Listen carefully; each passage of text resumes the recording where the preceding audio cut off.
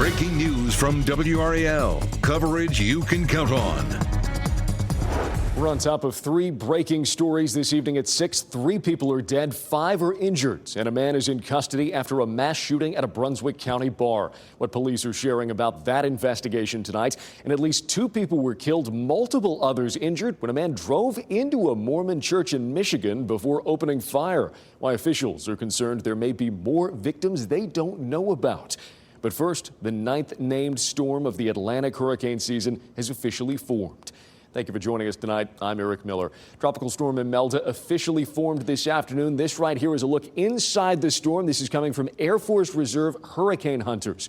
The storm is forecast to bring waves of rain to North Carolina both tomorrow and Tuesday. Meteorologist Grant Skinner is in the WRAL Severe Weather Center. Grant, we're still watching to see how another tropical system will impact Imelda.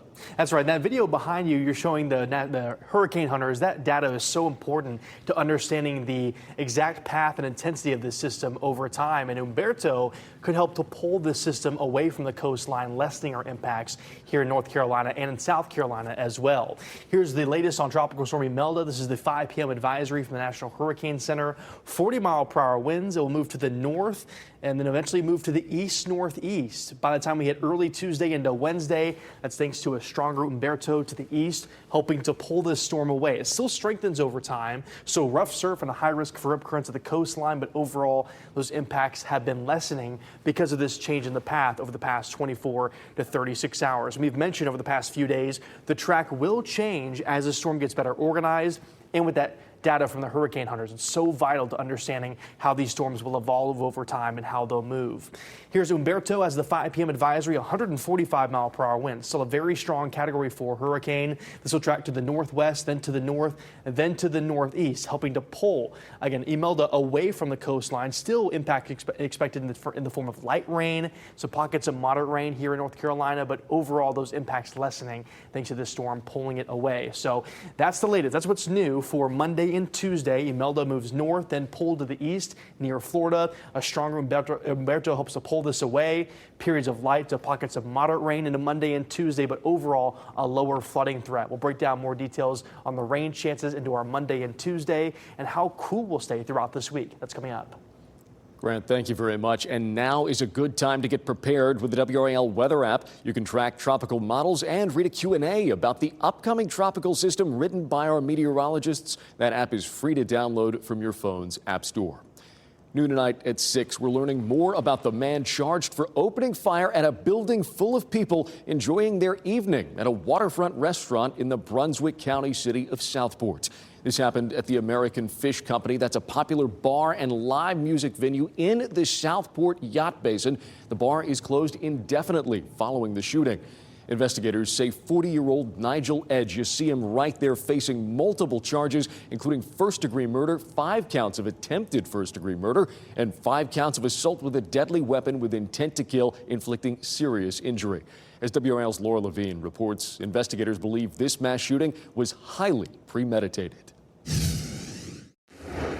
Evil has come ashore in Southport, North Carolina. A targeted attack on a safe haven. That's how investigators describe the tragedy to hit this small coastal community. The thin veneer of peace and tranquility which has enveloped this idyllic waterfront community was shattered last night by gunfire that came from the water. Police say the suspected shooter, 40-year-old Nile Edge, opened fire with an assault rifle from a boat around 9:30 p.m. Saturday in a highly premeditated attack on the American Fish Company waterfront restaurant. Reports came in rapidly of a boat sitting in the waterway.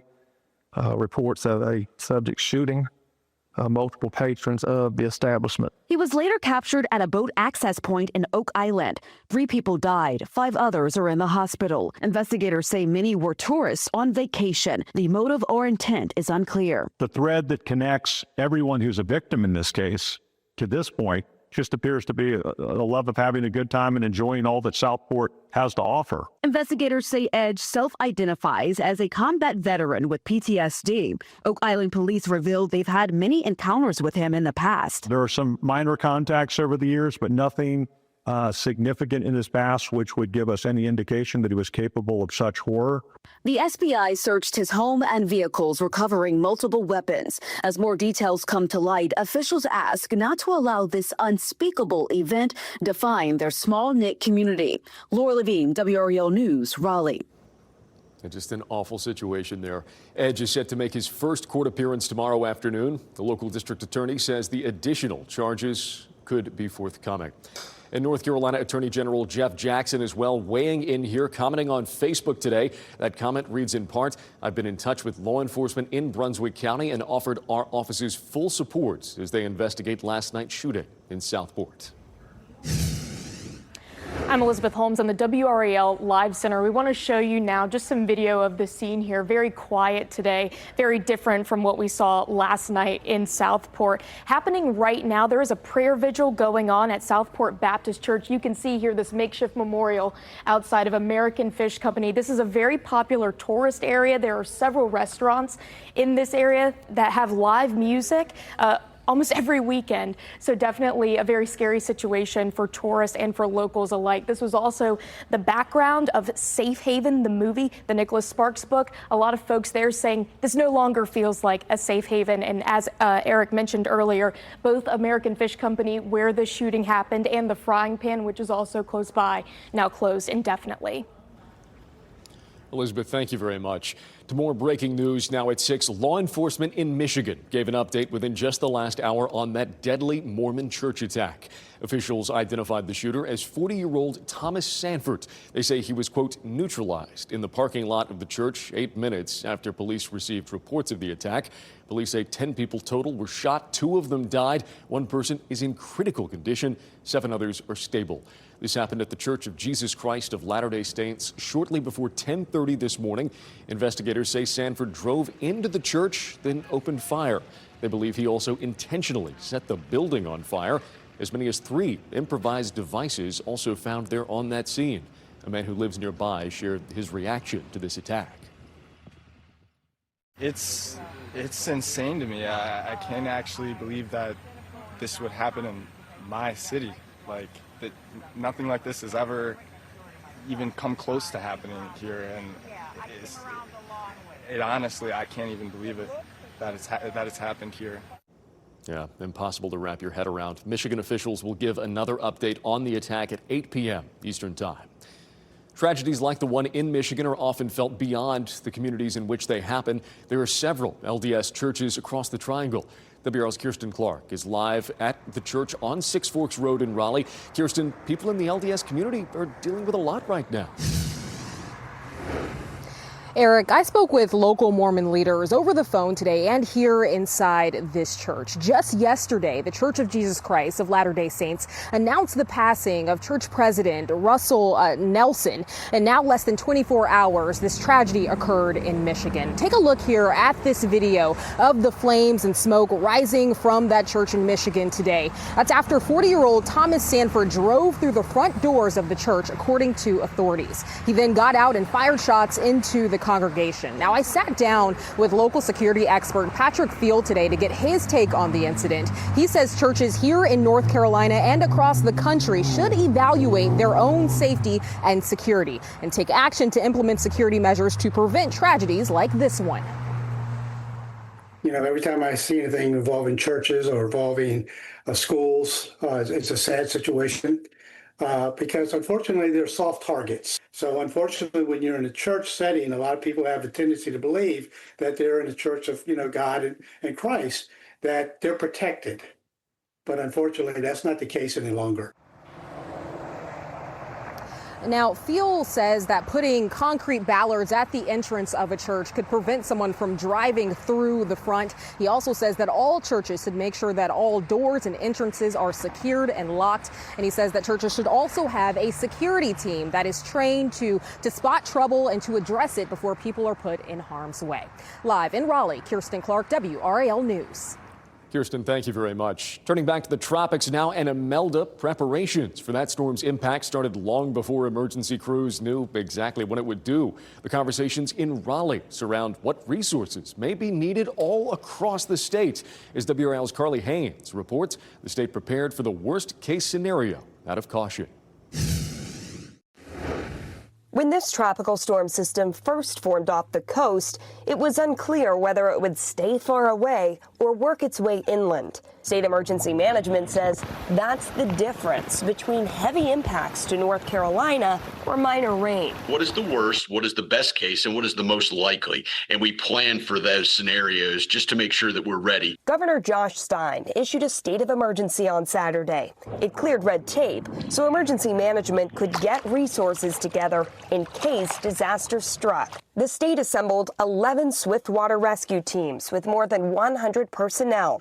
2 urban search and rescue teams who specialize in building collapses, and nearly 400 state National Guard soldiers. We want to make sure that we are poised and ready to quickly and decisively respond to any of the needs that come about from any of our counties or municipalities across the state. It's looking more likely that the system will stay away. Its edge may still bring rain to central North Carolina early next week, with the potential for flooding.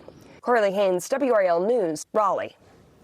And emergency management isn't letting its guard down. It's still, of course, the peak of hurricane season. Officials want to remind you to have a disaster kit stocked and ready to go at home for all possible weather emergencies. Well, still to come, the sounds of joy. How a 5-year-old Raleigh girl was able to hear her mother's voice for the first time and how she reacted.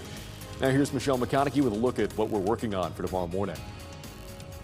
Thanks, Elizabeth. Will be tracking tropical moisture and the potential for some flooding. And Ken will have your traffic every 10 minutes. Plus, unwanted charges. Customers of a fitness app say the app charged them for services they didn't sign up for. 5 on Your Side reveals the pattern of complaints. Join us tomorrow beginning at 4:30 a.m. Welcome back. Just weeks before her first day of kindergarten, a little girl from Raleigh got to hear the world clearly for the very first time. 5-year-old Eliza Fowler was born with microtia. That's a rare condition where the ear doesn't fully develop. Her first surgery was when she was just 9 days old. But even then, doctors said her hearing was kind of like being underwater with headphones on. That changed in June when Eliza received a cochlear ossia, a hearing aid that connects directly to her skull. The moment she heard her mother's voice clearly, it brought tears to her eyes. Once you got your new Baha, your ossia, what was something that you heard for the first time? Snake. What? Snake. What did you hear in the bathtub for the first time? Water. She had never heard splashing before. I mean, if that doesn't bring a smile to your face. Next month, they'll be traveling back to California to begin reconstruction of her right ear. I mean, some good news there, Grant, and a little bit of good news as well as we've been watching Imelda, the storm getting sort of tugged out to the Atlantic a little faster than we previously thought. That's right, and that's a great sign for our area. Still going to see some periods of light to pockets of moderate rain into Monday and Tuesday, but overall, those rainfall totals have lessened. I know we need rain, but too much rain at once could have led to some localized flooding across our area. That flooding threat is now lessened across the region. An impact continue to lessen as Imelda is expected to be pulled by Humberto sooner. Or east of Florida. Then we'll also see mild to moderate rain and also a drop in temperatures throughout this week. Highs will sit in the 70s all the way through the end of the week. Here's a Doppler 5000. You can see mostly quiet on radar. There are now some light to moderate showers slowly working their way inland now. This is from tropical moisture working its way north. Thanks to Imelda, I know it's spreading very far to the north. Clouds and some moisture spreading northward thanks to Imelda. Raleigh, you can see mainly low cloud cover right now. There are some peaks of sun trying to get through, but overall it's just a lot of dreary skies, and we'll keep those over the next couple of days as that moisture pushes cloud cover and rain northward. Here's the latest track on Imelda. Moves to the north and moves to the east northeast as we head throughout the rest of this week. It will likely strengthen to a Category 1 hurricane by early Wednesday, but you can see that latest track keeps it pretty far offshore. Still rough surf and a high risk for rip currents along the coastline, but overall those impacts have lessened a lot. based on this latest path. Now, we still could see some changes as the storm continues to get better organized in the coming days, but as of now, this is that latest path, expected to stay further offshore. You can see model plots in agreement that turn to the east-northeast into around Tuesday into Wednesday of this week. So Futurecast shows some light showers possible overnight tonight, mainly in our southeastern spots. Then by around lunchtime, a better coverage of light rain. This will be steady light rain, not a dumping heavy rain. It's just going to be periods of light on and off rain with some pockets of moderate rain mixed in. By the evening on Monday, some more light rain mixed in. It's just going to be a similar pattern. That best chance for showers, maybe a couple of storms to the south, will be early Tuesday morning with some more lingering rain throughout the day on Tuesday, but then the rain chances will slowly drop off by the afternoon. So a 50% rain chance Tuesday. By the evening Tuesday, we see a lower rain chance. But tomorrow, you see between a 50 and 60% rain chance. It does not mean it's going to be heavy rain throughout the day. It's going to be more of a nuisance rain over the next couple of days as tropical moisture gets moved northward. 80% rain chance on Tuesday, then the rain chances drop off into Wednesday, Thursday, and Friday. Those rainfall totals have really dropped for our area. Now a quarter of an inch to around 3/4 of an inch to an inch for much of our area. Those highest totals now back towards Wilmington and towards the coastline. The flooding risk dropped to a 1 of 4 risk for much of the area. And Tuesday, mainly for our southern spots as Imelda moves to the east. Overnight temperatures in the mid to upper 60s, some brief showers possible, but the rain chance will really pick up into Monday and Tuesday. Even though we have an 80% rain chance, it doesn't mean a dumping heavy rain throughout the day, Monday into Tuesday. It's just going to be a light, steady rain for the most part with some pockets of moderate rain, cooler temperatures throughout this week, drier by the end of the week. So we'll finally get some drier air, and look how much cooler it is in the 70s throughout this week. A big difference from those 80s and 90s we saw last week. And that humidity the last couple of days. Grant, Yes. Thank you very much. All right, speaking of some changes, Pat, I think there was a brief blip, a glimpse of hope if you were a Panthers fan the last couple of weeks. Not so much today. Yeah, I think we've learned just to kind of I don't know, wake me up when they're good kind of a situation. It was truly a May day for Carolina as they took on Drake May and the Patriots. Yeah, you could call this one a distress signal. What went wrong? Next. The Panthers' problems run too deep to put on any one person or player, but 2-9 on the road the last 2 years, I mean, that's got to be on Dave Canales. This team has been outscored on the road this season 95-45, and that includes today. Panthers-Patriots, here's how it happened. Carolina shut out the Falcons last week at home, looked good on the opening drive. Bryce Young to Tommy Tremble, 6-0. Things devolved from there, especially on special teams. This is Marcus Jones, who doesn't fair catch. That threw Carolina off. He turns into Barry Sanders, evades some tacklers, and he's gone for 87 yards. Had another 60-yard return in the game, making it easy for former UNC QB Drake May. Second quarter, May doesn't see anybody, takes it himself. And how about a Cam Newton Superman celebration for emphasis? That hurts. Young had kryptonite poisoning. He was benched in the fourth. Andy Dalton did throw a TD in relief. Panthers fall 42-13. Tough weekend for the Americans at the Ryder Cup as well. The Europeans with their largest two-day lead ever. Chapel Hill's Ben Griffin, one of the bright spots for Team USA. Birdies the hole there, part of a massive comeback. USA trying to keep hope alive here with Russell Henley. Birdie putt would earn the U.S. another half point, but Henley leaves it short. Europe, Shane Lowry now for birdie and to clinch. And that does it. Europe wins the Ryder Cup. I'm not really a pro wrestling guy, but even I know WWE in Raleigh for Monday Night Raw is a big deal. WRAL's resident former wrestler Chris Lee puts it in perspective with WWE superstar Grayson Waller. WWE returns to the Lenovo Center in Raleigh on Monday with Monday Night Raw, broadcasting live all over the world on Netflix. So anytime we go to North Carolina, it's always a cool thing because we know everything that's happening, what wrestling means in that town. And obviously the fans are really cool. Australian WWE superstar Grayson Waller is personally excited to be back in North Carolina for another chance to wrestle in front of a Southern crowd. I think it's a great relationship that we have with Netflix, and you can even feel it day to day. There's more people noticing us in the streets. Like we've kind of crossed that back into that mainstream where everyone kind of knows what's happening with WWE. The WWE has been at the forefront as of late with their landmark deal with ESPN. But that barrier was broken by their initial streaming deal with Netflix that puts them in more homes internationally every Monday night, even making it easier for Waller's friends and family at home in Australia to keep up with them.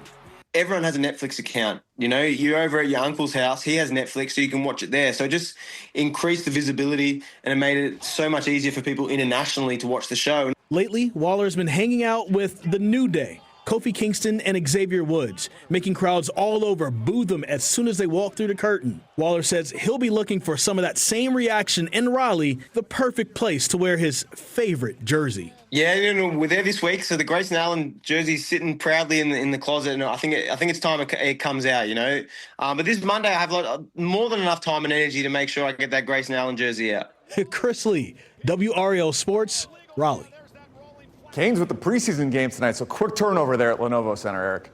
Absolutely, always is. Pat, thank you very much, and thank you for joining us here this evening. Have a great night, everybody.